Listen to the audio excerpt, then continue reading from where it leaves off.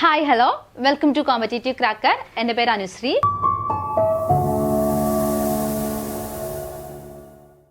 ഇന്ന് നമ്മൾ വന്നിരിക്കുന്നത് എന്ത് പറയാൻ വേണ്ടിയിട്ടാണെന്നറിയോ? കമ്പനി ബോർഡ് LGSലെ നമുക്ക് ഇനിയിപ്പോൾ എക്സാം ഒക്കെ വരാനിരിക്കുകയാണ്. അപ്പോൾ എല്ലാവരും ഇനിയിപ്പോൾ എന്ത് പഠിക്കണം എന്നൊക്കെ ഉള്ളതിൻ്റെ ഒരു വ്യഗ്രതയിലായിരിക്കും അല്ലേ. അപ്പോൾ നമുക്ക് എന്തൊക്കെയാണ് കമ്പനി ബോർഡ് LGSലെ ഏറ്റവും പ്രധാനമായിട്ടും, എല്ലാം നമുക്ക് സിലബസ് കവർ ചെയ്യേണ്ടതായിട്ടുണ്ട് എങ്കിൽ പോലും ഏറ്റവും പ്രധാനമായിട്ടും നമ്മൾ എന്തൊക്കെയാണ് പഠിക്കേണ്ടത്, ഏറ്റവും കുറഞ്ഞത് നിങ്ങൾ ഏതൊക്കെ ടോപ്പിക്ക് പഠിച്ചു വെക്കണം എന്നത് ഡിസ്കസ് ചെയ്യാൻ വേണ്ടിയിട്ടാണ്. അപ്പോൾ നമുക്ക് ഒരു 50 ടോപ്പിക്കായിരിക്കും ഇന്ന് നിങ്ങൾക്ക് പരിചയപ്പെടുത്താൻ വേണ്ടി പോകുന്നത്. അപ്പോൾ ഏറ്റവും കുറഞ്ഞത് അത്രയും ടോപ്പിക്സ് എങ്കിലും നിങ്ങൾ എന്ത് ചെയ്യുക, പഠിച്ചു വെക്കാൻ വേണ്ടി ശ്രമിക്കുക. അപ്പോൾ നമുക്ക് ടോപ്പിക്സിലേക്ക് പോവാം. നമുക്ക് ജിയോഗ്രഫി എന്ന് പറയുന്നത് സിലബസിലുള്ള ഒരു ഭാഗമാണ്. ജിയോഗ്രഫിയിൽ നമുക്ക് ഏറ്റവും ഇമ്പോർട്ടൻ്റ് ആയിട്ട് നമുക്ക് വരുന്ന കുറച്ച് മേഖലയാണ് ഇവിടെ കൊടുത്തിരിക്കുന്നത്. നോക്കിക്കേ, ഇന്ത്യയുടെ അടിസ്ഥാന വിവരങ്ങൾ, പ്രധാനമായിട്ടും നമ്മുടെ ഏറ്റവും വലിയ സ്റ്റേറ്റ്, ചെറിയ സ്റ്റേറ്റ്, അത്തരത്തിലുള്ള വളരെ അടിസ്ഥാനപരമായിട്ടുള്ള കുറച്ച് ക്വസ്റ്റ്യൻസ് വന്ന് കാണുന്നുണ്ട്. അപ്പോൾ അത് നിങ്ങൾ കൃത്യമായിട്ടും പഠിച്ചു വെക്കുക. ഏറ്റവും കൂടുതൽ പോപ്പുലേഷൻ ഡെൻസിറ്റി ഉള്ള സ്റ്റേറ്റ് എവിടെയാണ്, അതുപോലുള്ള വളരെ അടിസ്ഥാനപരമായിട്ടുള്ള കാര്യങ്ങൾ കൃത്യമായിട്ടും ചോദിച്ച് കാണുന്നുണ്ട്. അപ്പം ഇന്ത്യയുടെ അടിസ്ഥാന വിവരങ്ങൾ എന്ത് ചെയ്യുക, കൃത്യമായും വളരെ ഭംഗിയായിട്ട് തന്നെ നിങ്ങൾ പഠിച്ചു വെക്കുക. ചോദ്യങ്ങൾ വരാനുള്ള സാധ്യത അവിടെ വളരെ കൂടുതലാണ്. പ്രീവിയസ് ഇയർ ക്വസ്റ്റ്യൻസ് എടുത്ത് നോക്കിയാൽ നിങ്ങൾക്ക് മനസ്സിലാവും ആ ഒരു ഭാഗത്തു നിന്നൊക്കെ ചോദ്യങ്ങൾ ഒരുപാട് വന്നിട്ടുണ്ട്. ഓക്കെ, അപ്പോൾ ഇന്ത്യയുടെ അടിസ്ഥാന വിവരങ്ങൾ പഠിക്കുക. ഇനി ഇന്ത്യയുടെ അതിർത്തികൾ അല്ലേ, നമ്മുടെ വിവിധ അതിർത്തികളുണ്ട്, വിവിധ ലൈനുകൾ നമുക്ക് പഠിക്കാണ്ട്. മക്മോഹൻ ലൈൻ, റാഡ്ക്ലിഫ് ലൈൻ, അതുപോലെ തന്നെ അങ്ങനെ വിവിധ അതിർത്തികളും അതിർത്തി രേഖകളും ഒക്കെ നമുക്ക് പഠിക്കാനുണ്ട്. അതൊക്കെ വളരെ ചുരുങ്ങിയ വളരെ ചുരുങ്ങിയ സമയം കൊണ്ട് നമുക്ക് പഠിച്ചെടുക്കാൻ പറ്റുന്ന ഒരു മേഖല കൂടിയാണ്. അതുപോലെ തന്നെ നമുക്ക് അവിടുന്ന് മാർക്ക് സ്കോറും ചെയ്യാൻ വേണ്ടിയിട്ട് അത്യാവശ്യം നമുക്ക് സ്കോർ ചെയ്യാൻ പറ്റുന്ന ഒരു ഏരിയയും കൂടിയാണ്. അപ്പോൾ ഇന്ത്യയുടെ അതിർത്തികൾ എന്ത് ചെയ്യുക, ഇന്ത്യയുടെ അതിർത്തികളും നിങ്ങൾ കൃത്യമായിട്ടും പഠിച്ചു വെക്കുക, കൃത്യമായിട്ടും അറിഞ്ഞിരിക്കുക. ഇനി ഈ ഒരു മേഖലയിൽ നമുക്ക് കൃത്യമായിട്ടും പഠിച്ചു വെക്കേണ്ട മറ്റൊരു ടോപ്പിക്കാണ് മണ്ണ് എന്ന് പറയുന്നത്. മണ്ണുമായി ബന്ധപ്പെട്ടിട്ട് ഒരുപാട് ക്വസ്റ്റ്യൻസ് കണ്ടുവരുന്നുണ്ട്. ഇപ്പോൾ കേരളത്തിലെ സിറ്റുവേഷൻ ആണെങ്കിൽ കേരളത്തിൽ ഏറ്റവും കൂടുതൽ കാണപ്പെടുന്ന മണ്ണ് ഏത്, ലാറ്ററൈറ്റ് സോയിൽ, അത്തരത്തിലുള്ള. അതുപോലെ തന്നെ ഇന്ത്യയിൽ ഏറ്റവും കൂടുതൽ അധികം കാണുന്ന സോയിൽ ടൈപ്പ് ഏതാണ്, അത് എക്കൽ മണ്ണാണ്. അതുപോലെ തന്നെ ബ്ലാക്ക് സോയിൽ എവിടെ ഇന്ത്യയുടെ ഏത് ഭാഗത്ത് കാണപ്പെടുന്നു, ബ്ലാക്ക് സോയിലിൽ കൂടുതൽ ഉൽപ്പാദിപ്പിക്കുന്ന ക്രോപ്പ് ഏതാണ് തുടങ്ങിയ രീതിയിലുള്ള ചോദ്യങ്ങളൊക്കെ ഒരുപാട് കണ്ടുവരുന്നുണ്ട്. സോ അത്തരത്തിലുള്ള കാര്യങ്ങൾ നിങ്ങൾ പഠിച്ചു വെക്കണം. അപ്പം മണ്ണ് എന്ന ടോപ്പിക്കും എന്താണ്, വളരെ ഇമ്പോർട്ടൻ്റ് ആണ്. പിന്നെ എല്ലാ പരീക്ഷയിലും റിപ്പീറ്റഡ് ആയിട്ട് ചോദിക്കുന്ന ഒരു മെയിൻ ഏരിയ ആണ് നദികൾ എന്ന് പറയുന്നത്. നദികൾ വിട്ടിട്ടൊരു കളി നമ്മൾ എവിടെയും കണ്ടിട്ടില്ല അല്ലെ, ഒരു PSC ക്വസ്റ്റ്യൻ പേപ്പറിലും നമ്മൾ കണ്ടിട്ടില്ല. അപ്പം നദികൾ കൃത്യമായിട്ടും പഠിച്ചു വെക്കുക, കൃത്യമായിട്ടും നദികളെ അറിഞ്ഞിരിക്കുക. അതിപ്പം ഇന്ത്യൻ നദികളെയും അറിഞ്ഞിരിക്കണം, കേരളത്തിലെ നദികളെ അറിഞ്ഞിരിക്കണം. കേരള ജിയോഗ്രഫിയുടെ ഭാഗത്തു നിന്നൊക്കെ കേരള നദികളെ പറ്റിയൊക്കെ ഒരുപാട് ചോദ്യങ്ങൾ, ബേസിക് ആയിട്ടുള്ള ചോദ്യങ്ങളാണ് വന്നിട്ടുള്ളത്. അതുപോലെ തന്നെ ഇന്ത്യൻ നദികളുടെ കാര്യത്തിലാണെങ്കിൽ നമുക്ക് ഹിമാലയൻ നദികളും അതുപോലെ തന്നെ ഉപദ്വീപീയൻ നദികളൊക്കെ പഠിക്കാനുണ്ട്. ആ ഭാഗങ്ങൾ നിങ്ങൾ എന്ത് ചെയ്യണം, കൃത്യമായിട്ടും പഠിച്ചു വെക്കണം. അപ്പം നദികൾ എന്നുള്ളത് ഇമ്പോർട്ടൻ്റ് ആയിട്ടുള്ള ഏരിയ തന്നെയാണ്. നദികളിൽ തന്നെ ഇപ്പം കുറച്ചായിട്ട് ഉപദ്വീപീയൻ നദികളെ കൂടുതൽ ചോദിച്ച് കാണുന്നുണ്ട്. അപ്പം ഉപദ്വീപീയൻ നദികൾക്ക് കൂടുതൽ ഫോക്കസ് കൊടുത്ത് തന്നെ നിങ്ങൾ അവിടെ പഠിക്കുക. ഇനി ഇന്ത്യയിലെ ഋതുക്കളും സീസൺസും കാര്യങ്ങളൊക്കെ നമുക്ക് പഠിക്കേണ്ടതാണ്. അപ്പോൾ ഇന്ത്യയിലെ ഋതുക്കൾ ഏതൊക്കെയെന്നുള്ളതും കൃത്യമായിട്ട് പഠിച്ചു വെക്കുക. അതും ഒരു ഇമ്പോർട്ടൻ്റ് ടോപ്പിക്ക് തന്നെയാണ്. പിന്നെ നിങ്ങൾ ശ്രദ്ധിക്കുകയാണെങ്കിൽ നിങ്ങൾക്ക് മനസ്സിലാകും, കേരള ജിയോഗ്രഫിയുടെ ഭാഗത്ത് നിന്ന് ഏറ്റവും കൂടുതൽ കണ്ടുവരുന്ന ഒരു മേഖലയാണ് നമ്മുടെ ജലവൈദ്യുത പദ്ധതികൾ എന്ന് പറയുന്നത്. അപ്പോൾ പ്രധാനപ്പെട്ട വൈദ്യുത പദ്ധതികൾ നിങ്ങളൊന്ന് കൃത്യമായിട്ടും പഠിച്ചു വെക്കണം. വളരെ ഈസി ആയിട്ട് നമുക്ക് പഠിക്കാൻ പറ്റുന്ന ഒരു ഏരിയയാണ്, വളരെ ചുരുങ്ങിയ സമയം കൊണ്ട് പഠിക്കാൻ പറ്റുന്ന ഒരു ഏരിയയാണ്. അതുകൊണ്ട് ഈ ഒരു ഏരിയയ്ക്കും കൂടി നിങ്ങൾ എന്ത് ചെയ്യുക, കൃത്യമായിട്ടും ഫോക്കസ് കൊടുക്കുക. ഇനി ജില്ലകളാണ്. കേരളത്തിലെ ജില്ലകളും അതിൻ്റെ അടിസ്ഥാന വസ്തുതകളും ഒരുപാട് തവണ ചോദിച്ചതാണ്. വളരെ എന്താ പറയുക, ഇപ്പം ലേറ്റസ്റ്റ് കഴിഞ്ഞ എക്സാംസിലും കൂടി ചോദിച്ചിട്ടുണ്ട് കേരളത്തിലെ ഏറ്റവും വലിയ ജില്ല ഏത് എന്നുള്ളത് അല്ലേ. അപ്പം പലരും പാലക്കാട് നിന്ന് എഴുതും, ഇടുക്കി മാറിയത് അറിയാത്ത കുറേ പേരെങ്കിലും ഇപ്പോഴും ഉണ്ടാകും. സോ അതൊക്കെ നിങ്ങൾ എന്ത് ചെയ്യുക, അപ്ഡേറ്റ് ചെയ്ത് പഠിച്ചു വെക്കുക. അപ്പം ജില്ലകളുമായി ബന്ധപ്പെട്ടിട്ടുള്ള അടിസ്ഥാന വിവരങ്ങൾ എന്ത് ചെയ്യുന്നുണ്ട്, കൃത്യമായിട്ടും ചോദിച്ചു വരുന്നുണ്ട്. അപ്പം നിങ്ങൾ അതൊക്കെ എന്ത് ചെയ്യുക, അത്തരത്തിലുള്ള ബേസിക് ആയിട്ടുള്ള കാര്യങ്ങളൊക്കെ നിങ്ങൾ ആദ്യം പഠിച്ചുറപ്പിച്ചിട്ട് വേണം മറ്റു ടോപ്പിക്കുകളിലേക്ക് പോകാൻ വേണ്ടിയിട്ട്. കാരണം ബേസിക് ആയിട്ടുള്ള ചോദ്യങ്ങൾ എല്ലാവരും ആൻസർ ചെയ്യും. അങ്ങനെ എല്ലാവരും ആൻസർ ചെയ്യുന്ന ചോദ്യം നമ്മൾ തെറ്റിക്കാൻ പാടില്ല അല്ലെ. എല്ലാവരും ആൻസർ ചെയ്യുന്ന ഒരു സാധനം, അതിൽ നമ്മൾ ബാക്കോട്ട് പോകാൻ വേണ്ടി പാടില്ല. സോ ആ ഒരു ഭാഗം നിങ്ങൾ പഠിച്ചുറപ്പിച്ചതിന് ശേഷം മാത്രം അടുത്ത ഭാഗങ്ങളിലേക്ക് പോവുക. അപ്പം ഇതും എന്താണ്, ഒരു ഇമ്പോർട്ടൻ്റ് ആയിട്ടുള്ള ടോപ്പിക്ക് തന്നെയാണ്. ഇനി ദേശീയോദ്യാനങ്ങളാണ്. വന്യജീവി സങ്കേതങ്ങളും ദേശീയോദ്യാനങ്ങളും വളരെ ഇമ്പോർട്ടൻ്റ് ആയിട്ടുള്ള ഏരിയ ആണ്. ചോദ്യങ്ങൾ റിപ്പീറ്റ് റിപ്പീറ്റ് ആയിട്ട് വരുന്ന ഒരു ഏരിയ ആണ്. കൃത്യമായിട്ട് നിങ്ങൾ എന്ത് ചെയ്യുക, അതും പഠിച്ചു വെക്കുക. പിന്നെ കേരളത്തിലെ ഭൂപ്രകൃതി വിഭജനം എല്ലാവർക്കും അറിയാം. മലനാട്, ഇടനാട്, തീരപ്രദേശം, ഈ 3 വിഭജനവും ഇതുമായി ബന്ധപ്പെട്ടിട്ടുള്ള വസ്തുതകളും കൃത്യമായിട്ട് അറിഞ്ഞിരിക്കണം. കാരണം ഓരോ ഫീച്ചറും ഓരോ ഭൂപ്രകൃതിയും എടുത്ത് ചോദ്യങ്ങൾ കണ്ടിട്ടുണ്ട്. മലനാടുമായി ബന്ധപ്പെട്ട പ്രധാനപ്പെട്ട വസ്തുതകൾ, ഇടനാടുമായി ബന്ധപ്പെട്ട പ്രധാനപ്പെട്ട വസ്തുതകൾ, അങ്ങനെ തീരപ്രദേശവുമായി ബന്ധപ്പെട്ട പ്രധാനപ്പെട്ട വസ്തുതകൾ, അവിടുത്തെ ജീവിത രീതി, അവിടുത്തെ കാർഷിക രീതി, അവിടുത്തെ കാലാവസ്ഥ, മണ്ണിന്റെ ടൈപ്പ്, അങ്ങനെ വിവിധ ചോദ്യങ്ങൾ ആ മേഖലയിൽ നിന്നും കണ്ടുവരുന്നുണ്ട്. സോ കൃത്യമായിട്ടും ആ ഒരു ഏരിയയെ കൂടി നിങ്ങൾ എന്ത് ചെയ്യണം, കൃത്യമായിട്ടും പഠിച്ചിട്ട് തന്നെ മുന്നോട്ടേക്ക് പോവുക. ഇതിൻ്റെയൊക്കെ ഒരു ഗുണം എന്താണെന്ന് വെച്ചിട്ടുണ്ടെങ്കിൽ ഇതൊക്കെ നമ്മുടെ ഫൗണ്ടേഷൻസ് ആണ്, അതായത് ബേസിക് ആയിട്ടുള്ള കാര്യങ്ങളാണ്. ഈ സാധനങ്ങൾ നിങ്ങൾ പഠിച്ച് മുന്നോട്ടേക്ക് പോകുമ്പോൾ നിങ്ങൾക്ക് അത് പല പരീക്ഷകൾക്കും യൂസ് ചെയ്യാവുന്നതും കൂടിയാണ്. അപ്പം ഇത്തരത്തിലുള്ള കാര്യങ്ങൾ കൃത്യമായിട്ട് പഠിക്കുന്നുണ്ടെന്ന് ഉറപ്പുവരുത്തുക. അപ്പോൾ ജോഗ്രഫിയുടെ ഭാഗത്തു നിന്ന് പ്രധാനമായിട്ടും ഈ ടോപ്പിക്കുകളൊക്കെയാണ് പറയാനുള്ളത്. ഇനി നമുക്ക് ഇതെല്ലാം പൊതുവിജ്ഞാനത്തിൽ വരുന്ന മേഖലയാണല്ലേ. ഇനി നമുക്ക് നോക്കുകയാണെങ്കിൽ ഹിസ്റ്ററിയിലേക്ക് വരികയാണെങ്കിൽ ഹിസ്റ്ററിയിൽ കൂടുതലും ചോദിച്ചു വന്നിട്ടുള്ളത് ഗാന്ധിയൻ ഇറ എന്നുള്ള ഒരു ഏരിയ ആണ്. അതായത് ഗാന്ധി വന്നപ്പോൾ തൊട്ട് 1917 തൊട്ടിട്ട് 1947 വരെയുള്ള കാലഘട്ടത്തിൽ 1947 വരെയുള്ള കാലഘട്ടത്തിൽ വന്നേക്കുന്ന പ്രധാനപ്പെട്ട സാമൂഹിക പരിപാടികൾ അല്ലെ, സോഷ്യൽ മൂവ്മെന്റ്സ് ഏതൊക്കെ തുടങ്ങിയ ചോദ്യങ്ങളൊക്കെ ഒരുപാട് കണ്ടിട്ടുണ്ട്. അപ്പം ഇപ്പം നിങ്ങൾക്കറിയാം ഗാന്ധി തുടങ്ങി വെച്ച ഒരുപാട് സമരങ്ങളുണ്ട്. Non cooperation movement, quit India പോലുള്ള പ്രധാനപ്പെട്ട മൂവ്മെന്റുകളുണ്ട്. സോൾട്ട് സത്യാഗ്രഹ പോലുള്ള മൂവ്മെന്റ്സുകളൊക്കെ എന്ത് ചെയ്യുക, കൃത്യമായിട്ടും പഠിച്ചു വെക്കുക. അപ്പോൾ ഗാന്ധിജിയുടെ പ്രധാനപ്പെട്ട സമരങ്ങൾ ഒരു ഹോട്ട് ടോപ്പിക്ക് തന്നെയാണ് ഇന്ത്യൻ ഹിസ്റ്ററിയിൽ. ഗാന്ധിയൻ ഇറ പഠിക്കാണ്ട് നിങ്ങൾ മുന്നോട്ടേക്ക് പോവരുത്. ഗാന്ധി മുന്നോട്ട് കൊണ്ടുവന്ന പ്രധാനപ്പെട്ട സമരങ്ങളും ഗാന്ധിജിയുടെ ആദ്യകാല സമരങ്ങൾ, ചമ്പാരൻ സത്യാഗ്രഹ പോലുള്ള ആദ്യകാല സമരങ്ങളെല്ലാം എന്ത് ചെയ്യുക, കൃത്യമായിട്ട് തന്നെ പഠിച്ചു വെക്കണം. ചോദ്യങ്ങൾ അവിടെ നിന്നും റിപ്പീറ്റ് ആയിട്ട് ഒരുപാട് വന്നിട്ടുണ്ട്. ചമ്പാരൻ സത്യാഗ്രഹയാണെങ്കിലും അഹമ്മദാബാദ് മിൽ സ്ട്രൈക്ക് ആണെങ്കിലും അവിടെ നിന്നൊക്കെ ചോദ്യങ്ങൾ വന്നിട്ടുണ്ട്. കൃത്യമായിട്ടും ഗാന്ധിജിയുടെ കാലഘട്ടം പഠിച്ച് തന്നെ മുന്നോട്ടേക്ക് പോവുക. ഹിസ്റ്ററിയിലെ വൺ ഓഫ് ദ ഇമ്പോർട്ടൻറ്റ് ടോപ്പിക്കാണ് ഈ ഗാന്ധിയൻ ഇറ എന്ന് പറയുന്നത്. ഓക്കെ, അടുത്തത് പ്രധാനപ്പെട്ട ദേശീയ പ്രസ്ഥാനങ്ങളാണ് അല്ലെ. പ്രധാനപ്പെട്ട ദേശീയ പ്രസ്ഥാനങ്ങളും നമ്മൾ ഇന്ത്യൻ ഹിസ്റ്ററിയുടെ ഭാഗമായിട്ടും കൃത്യമായിട്ടും പഠിച്ചു വെക്കേണ്ട ഏരിയ തന്നെയാണ്.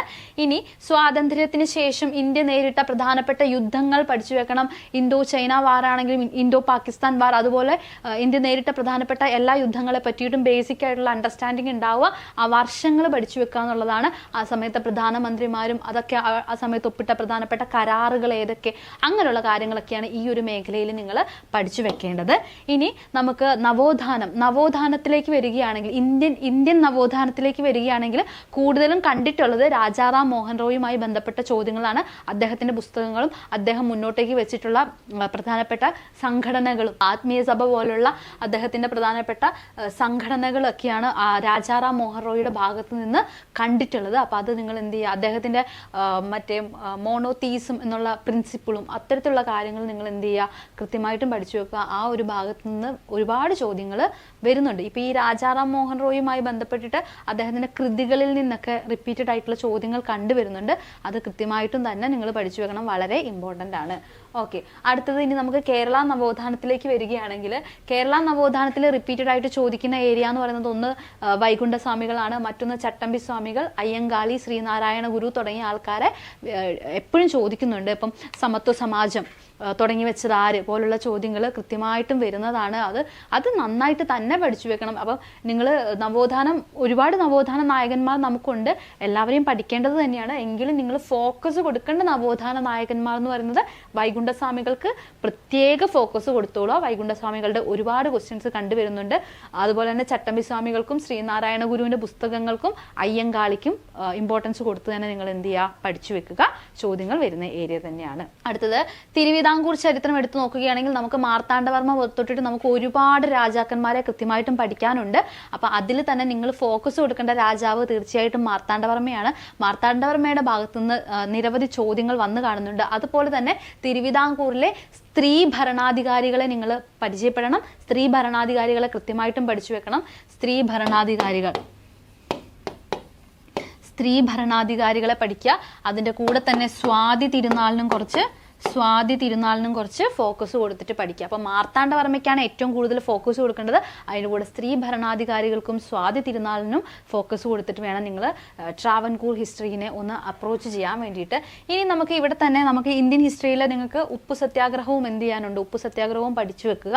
ഉപ്പു സത്യാഗ്രഹത്തിൻ്റെ ഭാഗമായിട്ട് കേരളത്തിൽ നടന്ന പ്രധാനപ്പെട്ട മൂവ്മെൻറ്റുകൾ നിങ്ങൾ അതിൻ്റെ ഒപ്പം തന്നെ നിങ്ങൾ പഠിച്ചു വെക്കണം. അതും ഇമ്പോർട്ടൻ്റ് ആണ്. ഇനി നമുക്ക് സിവിക്സ് അല്ലെങ്കിൽ കോൺസ്റ്റിറ്റ്യൂഷൻ്റെ ഭാഗത്ത് ഭരണഘടനയുടെ ഭാഗത്തേക്ക് വരികയാണെങ്കിൽ നമുക്ക് പ്രധാനമായിട്ടും പഠിക്കാനുള്ളത് കുറച്ച് ടോപ്പിക്കേ ഉള്ളൂ ഭരണഘടനയുടെ ഭാഗത്ത്. പക്ഷേ ആ ടോപ്പിക്കുകളെല്ലാം വളരെ ഇമ്പോർട്ടൻ്റ് ആണ്.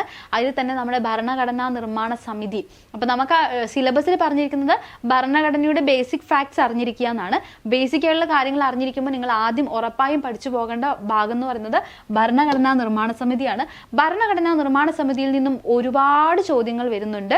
അത് പല രീതിയിൽ വരുന്നുണ്ട്. ഡ്രാഫ്റ്റിംഗ് കമ്മിറ്റിയുടെ ചെയർമാൻ ആര് എന്ന് തുടങ്ങിയ ചോദ്യങ്ങളൊക്കെ റിപ്പീറ്റഡ് ആണ് അല്ലെ. എത്ര കമ്മിറ്റീസ്, മേജർ കമ്മിറ്റീസ് എത്ര എണ്ണം, മൈനർ കമ്മിറ്റീസ്, അങ്ങനെയുള്ള ചോദ്യങ്ങൾ നന്നായിട്ട് കാണുന്നുണ്ട്. അതുപോലെ ഡ്രാഫ്റ്റിംഗ് കമ്മിറ്റിയിലെ മെമ്പേഴ്സ് ആരൊക്കെ, നമ്മുടെ ഭരണഘടനാ നിർമ്മാണ സമിതി ഫോം ചെയ്തത് ആരായിരുന്നു ആദ്യത്തെ ചെയർമാൻ, പ്രസിഡന്റ് ആയിട്ടുണ്ടായിരുന്നത്, ഇതിലെ സ്ഥിരമായിട്ടുള്ള പ്രസിഡന്റ് ആര്, തുടങ്ങിയ രീതിയിലുള്ള ചോദ്യങ്ങൾ ഒരുപാട് വന്നിട്ടുണ്ട്.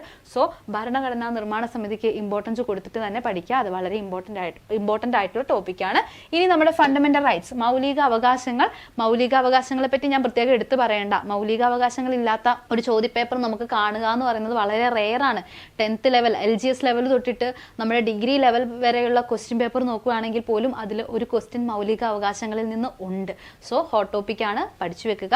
മൗലിക അവകാശങ്ങളെ ഒന്നും നിങ്ങൾ ഇഗ്നോർ ചെയ്ത് കളയരുത്. ഈസി ആയിട്ട് പഠിക്കാൻ പറ്റുന്നതും മാർക്ക് സ്കോർ ചെയ്യാൻ പറ്റുന്നതുമായിട്ടുള്ള ഏരിയ ആണ്.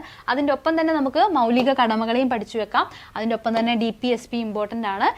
ഇപ്പം ലേറ്റസ്റ്റ് ആയിട്ട് വരുന്ന ക്വസ്റ്റ്യൻ പേപ്പറുകൾ കണ്ടുവരുന്ന ഒരു ട്രെൻഡാണ് നമ്മുടെ 3 ലിസ്റ്റുകൾ, ഫെഡറൽ ലിസ്റ്റുകൾ, 3 ലിസ്റ്റുകൾ, state list, concurrent list, union list അല്ലെ. ഈ 3 ലിസ്റ്റുകളുമായി ബന്ധപ്പെട്ട ചോദ്യങ്ങൾ, ഇതിൻ്റെ ഉള്ളിൽ വരുന്ന സബ്ജക്റ്റുകളുമായി ബന്ധപ്പെട്ട ചോദ്യങ്ങൾ ഇപ്പോൾ ലേറ്റസ്റ്റ് ആയിട്ട് വരുന്ന പരീക്ഷകളിലെല്ലാം ചോദിച്ച് കാണുന്നുണ്ട്. സോ 3 ലിസ്റ്റുകളും കൂടി നിങ്ങൾ എന്ത് ചെയ്യുക, കൃത്യമായിട്ടും പഠിച്ചു വെക്കുക. വളരെ ഇമ്പോർട്ടൻ്റ് ആണ്. ഇനി നമുക്ക് എക്കോണമിയിലോട്ട് പോവുകയാണ്, ഇക്കണോമിക്സിലേക്ക്, സാമ്പത്തിക ശാസ്ത്രത്തിലേക്ക് പോവുകയാണെങ്കിൽ നമ്മുടെ സമ്പദ് വ്യവസ്ഥയിലെ വിവിധ മേഖലകൾ നമുക്കറിയാം. പ്രാഥമിക മേഖല, ദ്വിതീയ മേഖല, തൃതീയ മേഖല റിപ്പീറ്റഡ് ഏരിയ ആണ്. LGS മുതൽ ഡിഗ്രി ലെവൽ വരെയുള്ള ക്വസ്റ്റ്യൻ പേപ്പറുകൾ ഇപ്പോഴും ക്വസ്റ്റ്യൻസ് കാണുന്ന ഒരു മേഖല തന്നെയാണ്. വളരെ എന്താ പറയുക, എളുപ്പമുള്ള ഒരു മേഖലയാണ്. നമുക്ക് നന്നായിട്ട് പഠിച്ചെടുക്കാൻ പറ്റും, വളരെ ഈസി ആയിട്ട് പഠിച്ചെടുക്കാൻ പറ്റും. അതായത് പ്രാഥമിക മേഖല, ദ്വിതീയ മേഖല, തൃതീയ മേഖല, ഇതിൽ വരുന്ന പ്രധാനപ്പെട്ട ഇക്കണോമിക് ആക്ടിവിറ്റീസ് ഏതൊക്കെ, ഇതിൻ്റെ പ്രത്യേകതകൾ ഏതൊക്കെ, GDP-യിൽ ഏത് മേഖലയാണ് കൂടുതൽ ഷെയർ കൊടുക്കുന്നത്, ഏറ്റവും കൂടുതൽ ജോബ് ഓപ്പർച്യൂണിറ്റീസ്, തൊഴിൽ അവസരങ്ങൾ കൊടുക്കുന്ന മേഖല ഏതാണ്, തുടങ്ങിയ രീതിയിലുള്ള ചോദ്യങ്ങൾ കണ്ടുവരുന്നുണ്ട്. 3 മേഖലകളെയും കൃത്യമായിട്ട് അറിഞ്ഞിരിക്കുക. ഇനി നമ്മുടെ സേവന മേഖലേൻ്റെ അടിയിൽ വരുന്ന കുറച്ച് മേഖലകളുണ്ട്. ആ മേഖലകളെയും കൂടി കൃത്യമായിട്ട് നിങ്ങൾ പഠിച്ചു വെക്കുക. വളരെ ഇമ്പോർട്ടൻ്റ് ആണ് വിവിധ സാമ്പത്തിക മേഖലകൾ എന്ന് പറയുന്നത്. ഇനി വിവിധ സമ്പദ് വ്യവസ്ഥകളാണ്. മുതലാളിത്ത സമ്പദ് വ്യവസ്ഥ, അതുപോലെ തന്നെ സോഷ്യലിസ്റ്റ് സമ്പദ് വ്യവസ്ഥ, മിശ്ര സമ്പദ് വ്യവസ്ഥ. ഈ 3 സമ്പദ് വ്യവസ്ഥകളെ പറ്റി അറിഞ്ഞിരിക്കുക. 3 സമ്പദ് വ്യവസ്ഥകൾക്കും എക്സാമ്പിൾസ് ആയിട്ടുള്ള രാജ്യങ്ങളെ പറ്റിയിട്ട് നിങ്ങൾ എന്ത് ചെയ്യുക, പഠിച്ചു വെക്കുക. ഇമ്പോർട്ടൻ്റ് ആണ്. ഇതും എന്താണ്, ഒരു ചെറിയ ടോപ്പിക്കാണ്, പക്ഷേ മാർക്ക് സ്കോർ ചെയ്യാൻ പറ്റുന്ന ഏരിയ തന്നെയാണ്. അപ്പോൾ എക്കണോമിക്സിൻ്റെ ഭാഗത്തേക്ക് വരുമ്പോൾ സത്യം പറഞ്ഞാൽ നമുക്ക് ഈ ഒരു ടോപ്പിക്കുകൾ എന്നൊക്കെ പറയുന്നത് അത്ര വലിയ ടഫായിട്ടുള്ളതല്ല, നമുക്ക് പഠിച്ചെടുക്കാൻ പറ്റുന്ന ഏരിയ ആണ് ഈ ഒരു ഏരിയ എന്നൊക്കെ പറയുന്നത്. അപ്പോൾ ഈ ഒരു ഏരിയ ഒന്നും നിങ്ങൾ വിട്ടുകളയരുത്, ഒരിക്കലും വിട്ടുകളയരുത്. കൃത്യമായിട്ട് തന്നെ പഠിച്ചു വെക്കണം. മാർക്ക് സ്കോർ ചെയ്യാൻ പറ്റുമെന്ന് നമുക്ക് 100% ഉറപ്പ് പറയാൻ പറ്റുന്ന ഒരു ഏരിയയാണ് ഈ ഒരു ഏരിയാസ് എന്ന് പറയുന്നത്. ഇതിൻ്റെ ഒപ്പം തന്നെ നീതി ആയോഗും പ്ലാനിംഗ് കമ്മീഷനും. നീതി ആയോഗ് എന്ന് പറയുന്നത് ഇപ്പോഴത്തെ ട്രെൻഡിങ് ടോപ്പിക്കാണ്. നീതി ആയോഗിൽ നിന്ന് എല്ലാ ക്വസ്റ്റ്യൻ പേപ്പറിലും ക്വസ്റ്റ്യൻസ് കാണുന്നുണ്ട്. അപ്പോൾ നീതി ആയോഗിനും പ്ലാനിംഗ് കമ്മീഷനും മുൻതൂക്കം കൊടുത്ത് തന്നെ വേണം നിങ്ങൾ എക്കണോമിക്സ് പഠിക്കാൻ വേണ്ടിയിട്ട്. വളരെ ഇമ്പോർട്ടൻ്റ് ആണ്. പിന്നെ എവർഗ്രീൻ ആണ്, നമ്മുടെ എവർഗ്രീൻ ടോപ്പിക്കാണ് പഞ്ചവത്സര പദ്ധതികൾ എന്ന് പറയുന്നത് അല്ലേ. പഞ്ചവത്സര പദ്ധതികൾ പഠിക്കാണ്ട് നമ്മൾ PSC എക്സാംസ് തുടങ്ങാറില്ല അല്ലേ. പഞ്ചവത്സര പദ്ധതികൾ വളരെ ഇമ്പോർട്ടൻ്റ് ആണ്. 12 പഞ്ചവത്സര പദ്ധതികളെയും കൃത്യമായിട്ട് അറിഞ്ഞിരിക്കുക. ഈ 12 എണ്ണത്തിൽ തന്നെ 1ാം പഞ്ചവത്സര പദ്ധതി, 2ാം പഞ്ചവത്സര പദ്ധതി, 3ാം പഞ്ചവത്സര പദ്ധതി, പിന്നെ നമ്മുടെ റോളിംഗ് പ്ലാൻ, അതുപോലെ തന്നെ 5th 5-year പ്ലാൻ, 5ാം പഞ്ചവത്സര പദ്ധതി, 8ാം പഞ്ചവത്സര പദ്ധതി, 9ാം പഞ്ചവത്സര പദ്ധതി, 10ാം പഞ്ചവത്സര പദ്ധതി. ഇതൊക്കെ എന്താണ്, ഇതെല്ലാം വളരെ ഇമ്പോർട്ടൻ്റ് ആണ്. ഇതിൻ്റെ ഇടയിൽ വരുന്ന ബ്രേക്ക് ടൈമുകളെയും കൂടി നിങ്ങൾ, റോളിംഗ് പ്ലാൻ ഉണ്ട്, പ്ലാൻ ഹോളിഡേ പോലുള്ള അതിനെയും കൂടി നിങ്ങൾ എന്ത് ചെയ്യുക, കൃത്യമായിട്ടും പഠിച്ചു വെക്കുക. വളരെ ഇമ്പോർട്ടൻ്റ് ആണ്. ഇനി നമുക്ക് ഇപ്പം കുറച്ചായിട്ട് ഈ ഒരു ഹരിത വിപ്ലവം എന്ന ടോപ്പിക്ക് ഇങ്ങനെ പൊങ്ങി വരുന്നുണ്ട്. അതായത് നമ്മുടെ ഡോക്ടർ MS സ്വാമിനാഥൻ്റെ മരണശേഷം, അദ്ദേഹം മരിച്ചത് സെപ്റ്റംബർ 28, 2023 അതിന് ശേഷം എന്ത് ചെയ്യുന്നുണ്ട്, ഹരിത വിപ്ലവവുമായി ബന്ധപ്പെട്ടിട്ട് ഒരുപാട് ചോദ്യങ്ങൾ ചോദ്യങ്ങൾ വന്നു കാണുന്നുണ്ട്. ഹരിത വിപ്ലവം ഉയർന്നു വരുന്ന അല്ലെങ്കിൽ ചോദ്യങ്ങൾ കൂടുതലായിട്ട് വരുന്ന ഒരു ടോപ്പിക്ക് തന്നെയായിട്ട് ഇപ്പോൾ മാറുന്നുണ്ട്. ഹരിത വിപ്ലവവുമായി ബന്ധപ്പെട്ടിട്ടുള്ള എല്ലാ കാര്യങ്ങളും നന്നായിട്ട് തന്നെ പഠിച്ചു വെക്കുക. കഴിഞ്ഞ ദിവസം ഒരു ക്വസ്റ്റ്യൻ പേപ്പറിൽ കണ്ടത് ഹരിത വിപ്ലവത്തിന്റെ രണ്ട് ഘട്ടത്തിൽ ആദ്യത്തെ ഘട്ടത്തിൽ ഏതൊക്കെ സ്റ്റേറ്റുകൾക്കാണ് ഹരിത വിപ്ലവത്തിന് ഇമ്പോർട്ടൻസ് കൊടുത്തത് തുടങ്ങിയ ചോദ്യങ്ങളൊക്കെ കണ്ടിരുന്നു. സോ അതൊക്കെ കൃത്യമായിട്ട് തന്നെ പഠിച്ചു വെക്കുക. ഡീറ്റെയിൽ ആയിട്ട് തന്നെ ഹരിത വിപ്ലവത്തെ പരിചയപ്പെടുക. അത് വളരെ ഇമ്പോർട്ടൻ്റ് ആയിട്ടുള്ള ടോപ്പിക്കാണ്. അതിൻ്റെ ഒപ്പം തന്നെ നമുക്ക് കറണ്ട് അഫെയറും നമുക്ക് 20 മാർക്ക് ആനുകാലികമുണ്ട്. അപ്പോൾ ആനുകാലികവുമായി ബന്ധപ്പെട്ടിട്ട് നമുക്ക് പ്രധാനപ്പെട്ട സ്കീമുകൾ കൃത്യമായിട്ട് നിങ്ങളൊന്ന് പഠിച്ചു വെക്കണം. സ്കീംസിന്റെ ഭാഗത്തുനിന്നും ചോദ്യങ്ങൾ വരാനുള്ള സാധ്യത കൂടുതലാണ്. ഇനി നമ്മൾ സയൻസ് പോർഷനിലേക്ക് പോകുന്നു. സയൻസ് പോർഷനിലേക്ക് പോകുമ്പോൾ നമുക്കറിയാം വിറ്റാമിൻ എന്നുള്ള ഭാഗത്ത് നിന്ന് റിപ്പീറ്റഡ് ആയിട്ട് എല്ലാ ക്വസ്റ്റ്യൻ പേപ്പറിലും വൈറ്റമിൻസിന്റെ ഭാഗത്ത് നിന്ന് ചോദ്യമുണ്ട്. സോ വൈറ്റമിൻസ് കൃത്യമായിട്ട് പഠിച്ചു വെക്കുക. കാരണം നമുക്ക് ബയോളജി അല്ലെങ്കിൽ ജീവശാസ്ത്രം പഠിക്കുമ്പം അവിടെ നമുക്ക് ഹ്യൂമൻ ബോഡീനെ പറ്റി പഠിക്കാനുണ്ട്. ഹ്യൂമൻ ബോഡി എന്ന ടോപ്പിക്ക് വളരെ വാസ്റ്റ് ആയിട്ട് കിടക്കുന്ന ടോപ്പിക്കാണ്. അത് നമുക്ക് ഒരു വർഷം ഫുൾ ഇരുന്നാൽ പോലും തീരില്ല, അത്രയധികം നമുക്ക് അതിൽ പഠിക്കാനുണ്ട്. അപ്പം നിങ്ങൾ ഇവിടെ സ്മാർട്ട് സ്റ്റഡിയാണ് നടത്തേണ്ടത്. അപ്പോൾ ഹ്യൂമൻ ബോഡി എന്ന് പറയുമ്പോൾ ചിലപ്പോൾ അവിടെ 1 മാർക്കായിരിക്കും വരുന്നത്. 1 മാർക്ക് അതിനുള്ള ചോദ്യം ചിലപ്പോൾ വരുന്നുണ്ടാവുള്ളൂ. പക്ഷെ നിങ്ങളിപ്പോൾ വൈറ്റമിൻസ് എന്നൊക്കെ പറയുന്നത് നിങ്ങൾക്ക് ഒരു 2-3 ദിവസം കൊണ്ട് അല്ലെങ്കിൽ 2 ദിവസം കൊണ്ട് വൈറ്റമിൻസ് ഫുള്ള് പഠിച്ചെടുക്കാൻ വേണ്ടി പറ്റും. അപ്പം ഇവിടെ നിങ്ങൾക്ക് എന്തായാലും 2 മാർക്കോളം വെയിറ്റേജും കിട്ടും. സോ ആ 1 മാർക്കിന് പുറകെ പോകാണ്ട് നിങ്ങൾക്ക് ഈ വൈറ്റമിൻസിന് ഇവിടുന്ന് 2 മാർക്ക് വാങ്ങാൻ പറ്റുന്നത്. അപ്പോൾ വൈറ്റമിൻസിന് കൂടുതൽ ഇമ്പോർട്ടൻസ് കൊടുത്ത് പഠിക്കുക. അതുപോലെ തന്നെ നിങ്ങൾക്ക് പ്രധാനപ്പെട്ട കാർഷിക വിളകൾ, നമ്മുടെ പ്രധാനപ്പെട്ട കാർഷിക വിളകൾ, അതുപോലെ തന്നെ ഗവേഷണ കേന്ദ്രങ്ങൾ, അതുപോലെ തന്നെ പ്രധാനപ്പെട്ട വാക്സിൻസ് തുടങ്ങിയതൊക്കെ എന്ത് ചെയ്യുക, കൃത്യമായിട്ടും പഠിച്ചു വെക്കുക. വളരെ ഇമ്പോർട്ടൻ്റ് ആയിട്ടുള്ള ടോപ്പിക്കാണ്. ഇനി ഹ്യൂമൻ ബോഡിയിലോട്ടേക്ക് നമ്മൾ വരുമ്പം ഹ്യൂമൻ ബോഡിയിൽ ഒരുപാട് കാര്യങ്ങൾ പഠിക്കാനുണ്ട്. അതിൽ നിങ്ങൾ ഏറ്റവും കൂടുതൽ ഇമ്പോർട്ടൻസ് കൊടുത്ത് പഠിക്കേണ്ട 2 എണ്ണം ഏതൊക്കെയാണെന്ന് ചോദിച്ചാൽ, ഒന്ന് ദഹന വ്യവസ്ഥയും ഒന്ന് തലച്ചോറിന്റെ ഭാഗങ്ങളുമാണ്. തലച്ചോറിന്റെ ഭാഗത്തു നിന്നൊക്കെ എപ്പോഴും ചോദ്യങ്ങൾ വരുന്നതാണ്.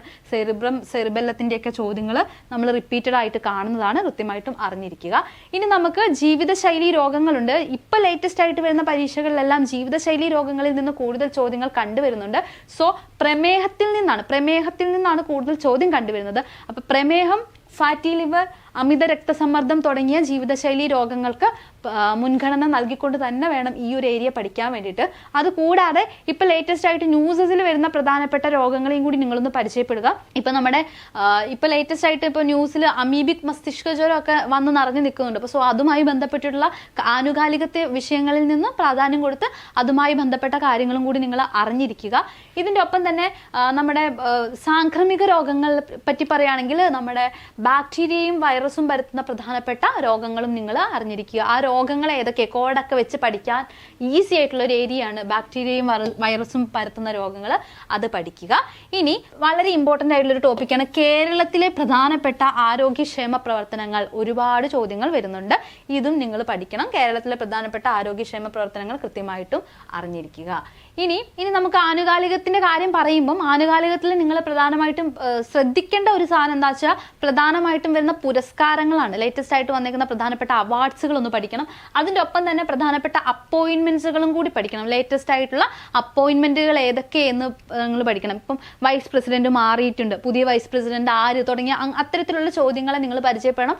അത്തരത്തിലുള്ള കറണ്ട് അഫയേഴ്സ് കൃത്യമായിട്ടും അറിഞ്ഞ് തന്നെ എന്ത് ചെയ്യണം, മുന്നോട്ടേക്ക് പോകണം. ഫിസിക്സിലേക്ക് വരുമ്പോൾ പ്രകാശം, താപവും ഊഷ്മാവും, പ്രവൃത്തിയും ഊർജവും തുടങ്ങിയ ടോപ്പിക്കുകളാണ് വളരെ ഇമ്പോർട്ടൻ്റ് ആയിട്ട് വരുന്നത്. കെമിസ്ട്രിയിലേക്ക് വരുമ്പോൾ അയിരുകളും ധാതുക്കളും, പി എച്ച് മൂല്യത്തിന്റെ ഭാഗത്തു നിന്ന് ചോദ്യങ്ങൾ റിപ്പീറ്റഡ് ആണ്. പി എച്ച് മൂല്യമൊക്കെ കൃത്യമായിട്ട് നിങ്ങൾ പഠിച്ചു വെക്കുക. അതുപോലെ തന്നെ ആറ്റത്തിന്റെ ഘടന, മൂലകങ്ങൾ. അപ്പൊ ഇത്രയും ടോപ്പിക്കാണ് നമുക്ക് പ്രധാനമായിട്ടും എന്ത് ചെയ്യാനുള്ളത്, പ്രധാനമായിട്ടും ഹോട്ട് ടോപ്പിക്സ് എന്ന് പറഞ്ഞ് പഠിക്കാൻ വേണ്ടിയിട്ടുള്ളത്. ഇതിന്റെ കൂടെ മാത്സിന്റെ കാര്യം ഞാൻ ഡിസ്കസ് ചെയ്തിട്ടില്ല. മാത്സ് ആൻഡ് മെന്റൽ എബിലിറ്റി നിങ്ങൾക്കറിയാം, എല്ലാ ടോപ്പിക്കും ഇമ്പോർട്ടൻ്റ് ആണ്. കൃത്യമായിട്ടും പ്രാക്ടീസ് ചെയ്ത് തന്നെ അത് പഠിക്കുക. ഡെയിലി കുറച്ച് എടുത്ത് പ്രാക്ടീസ് ചെയ്ത് തന്നെ വൃത്തിയായിട്ട് എന്ത് ചെയ്യുക, വൃത്തിയായിട്ട് മാത്സ് ചെയ്യാൻ പഠിച്ചു തന്നെ വെക്കുക. ഇതിന്റെ എല്ലാം കൂടെ നിങ്ങൾ എന്ത് ചെയ്യണം, കറണ്ട് അഫയേഴ്സും കൂടി അപ്ഡേറ്റ് ചെയ്ത് പോകണം. അപ്പോൾ പരീക്ഷയ്ക്ക് പോകുന്നതിന് മുന്നേ നിങ്ങൾ മസ്റ്റായിട്ടും പഠിക്കേണ്ട 50 ടോപ്പിക്കുകളാണ് നമ്മൾ ഇന്നിവിടെ ഡിസ്കസ് ചെയ്തത്. അപ്പോൾ ഈ ടോപ്പിക്കുകൾ ഇത്രയും നിങ്ങൾ കൃത്യമായിട്ട് പഠിക്കുമെന്ന് തന്നെ വിശ്വസിക്കുന്നു. അപ്പോൾ നിങ്ങളെ സഹായിക്കാൻ വേണ്ടിയിട്ട്, എക്സാമിന് നിങ്ങൾ ഹെൽപ്പ് ചെയ്യാൻ വേണ്ടിയിട്ട് നമ്മുടെ CC പുതിയൊരു ബാച്ച് ചെയ്തിട്ടുണ്ട് കമ്പനി ബോർഡ് LGSന് വേണ്ടിയിട്ട്. അപ്പോൾ ലിമിറ്റഡ് സീറ്റ്സേ ഉള്ളൂ. ഈ ഒരു ബാച്ചിൻ്റെ ഭാഗമായിട്ട് നിങ്ങൾക്ക് മോഡൽ എക്സാംസും എക്സ്ട്രാ ലൈവ് ക്ലാസ്സസും അതുപോലെ തന്നെ PYQ ഡിസ്കഷനും സ്പെഷ്യൽ മെന്റർഷിപ്പ് പ്രോഗ്രാമും ഒക്കെ ലഭിക്കുന്നതായിരിക്കും. അപ്പോൾ നിങ്ങൾക്ക് ആർക്കെങ്കിലും നമ്മുടെ ബാച്ചിൻ്റെ ഭാഗമാകാൻ നിങ്ങൾ ആരെങ്കിലും ആഗ്രഹിക്കുന്നുണ്ടെങ്കിൽ നിങ്ങൾക്ക് എന്ത് ചെയ്യാം, താഴെ കാണുന്ന നമ്പറിൽ കോൺടാക്ട് ചെയ്യാവുന്നതാണ്. അപ്പോൾ നമുക്ക് ഇതുപോലുള്ള യൂസ്ഫുൾ വീഡിയോസുമായിട്ട് വീണ്ടും കാണാം. താങ്ക്